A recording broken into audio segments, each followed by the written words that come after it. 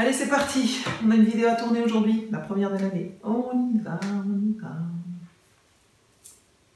Neige de travers. C'est parti.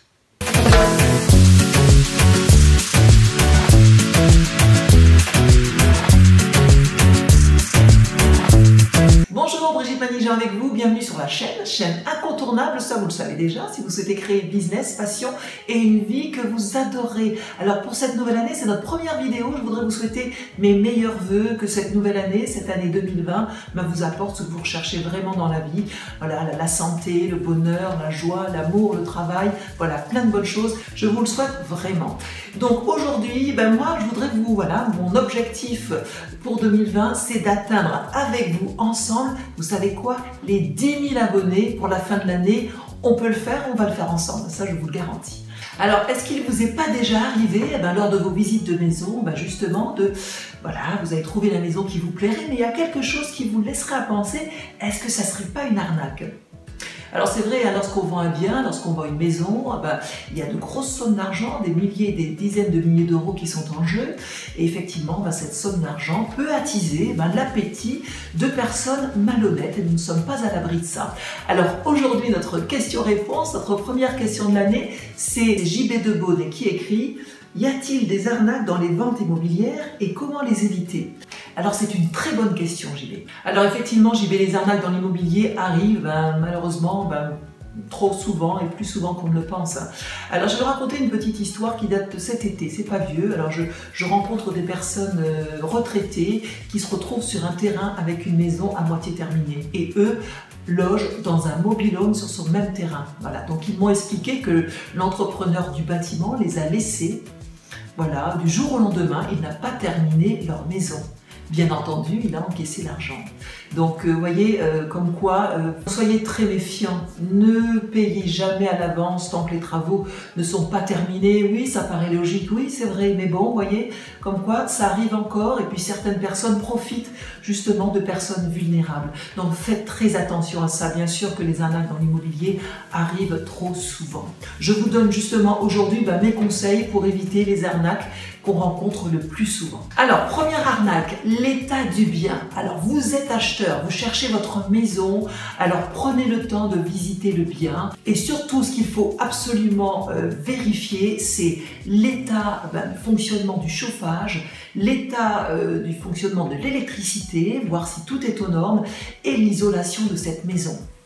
Et moi je dis toujours, c'est vrai, c'est bien de visiter les maisons, prospecter l'hiver, l'automne ou l'hiver quand il fait vraiment froid pour voir justement comment cette maison réagit aux intempéries et au froid. C'est toujours plus intéressant de visiter une maison l'hiver pour voir comment tout ça fonctionne et mis en place. Alors faites très attention à ça, aux vices cachés, les maisons vendues. C'est vrai, quand vous êtes propriétaire, vous êtes seul dans cette démarche d'acheter, de chercher votre bien.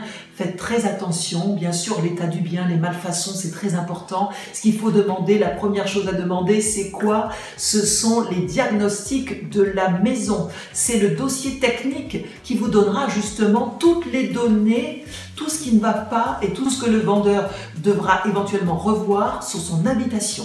Et de toute façon, s'il y a malfaçon, c'est à la charge du vendeur. D'accord? Donc le diagnostic, l'électricité, le chauffage, l'isolation, ce sont des choses primordiales sur l'état du bien que vous souhaitez acheter. C'était donc la première arnaque que l'on rencontre très souvent. Deuxième arnaque, un prix trop élevé. Alors vous avez craqué pour l'habitation, la maison, l'appartement de vos rêves, mais il est trop cher. Alors c'est vrai qu'un particulier, quand un particulier vend sa maison, il a tendance à surévaluer à peu près de 20% quand même son habitation. Pourquoi? Parce qu'il n'est pas du tout objectif, il y a le sentimental qui va prendre le dessus, et puis il est aussi peut-être un peu trop gourmand. Alors il oublie qu'il y a un prix du marché, c'est vrai, chaque région a son prix de marché, alors ça sera à vous, dans ces cas-là, à vérifier le prix du marché de votre région. À partir de là, oui, vous allez pouvoir faire une offre à ce vendeur, ou bien vous faites tout simplement appel à un professionnel de l'immobilier. Troisième arnaque, le pseudo-agent immobilier. Bien entendu, je devais aussi vous parler de l'agent immobilier. Oui, il y a aussi des arnaques, il faut faire très attention. Alors, comme tous les métiers réglementés en France, c'est-à-dire les avocats, les notaires, les huissiers, les médecins, et j'en passe, pour toutes ces professions, il y a besoin de quoi? De diplômes, de formation, de compétences. Ce sera exactement la même chose pour les professionnels de l'immobilier. Depuis 1970, c'est un métier qui est réglementé et maintenant tous les professionnels de l'immobilier doivent avoir les compétences, doivent avoir suivi une formation et doivent surtout détenir une carte professionnelle pour exercer le métier d'agent immobilier. Tout simplement, peu importe que ce soit un agent immobilier, un mandataire immobilier, un commercial de l'immobilier, il faut qu'il ait sa carte. Donc mes chers vendeurs, si vous avez le moindre doute sur cet agent immobilier que vous avez en face de vous, si vous ne le sentez pas, demandez-lui tout simplement sa carte professionnelle. C'est une obligation. Quatrième et dernière arnaque que nous rencontrons le plus souvent dans l'immobilier, les vendeurs malhonnêtes. Et oui, c'est quoi un vendeur malhonnête? C'est un vendeur par exemple qui n'est pas sur place et qui ne peut pas vous faire visiter l'appartement. Cet appartement ou maison tant convoité, qui est exceptionnel, il vous fait quoi? Il vous propose quoi à la place? Il vous propose, pour réserver cet appartement superbe que vous souhaitez et puis qui est super bien placé, qui est convoité par tout le monde, il vous propose de lui verser un acompte par mandat cash. Bien entendu, abandonnez cette idée de verser quelque argent pour cette personne que vous ne connaissez pas. Et ça arrive.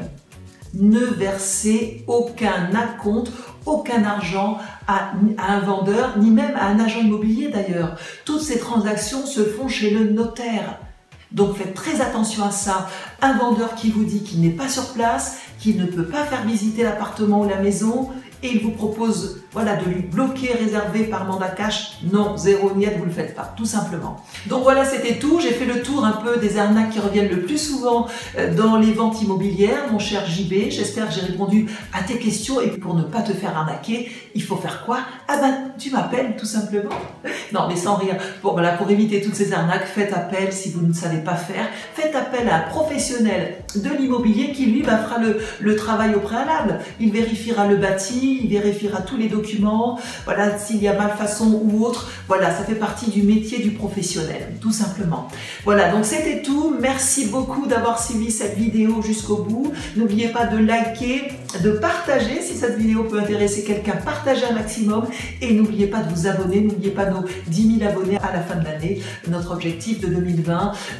Questions-réponses pour la semaine prochaine, posez-moi vos questions. Vous savez maintenant, nous avons une communauté sur la chaîne, vous cliquez sur communauté et posez-moi toutes vos questions liées à votre business, à l'immobilier, à tout ce que vous voulez, je serai là pour y répondre tout simplement. Merci encore, on se retrouve très bientôt pour une prochaine histoire, une prochaine vidéo. Bye!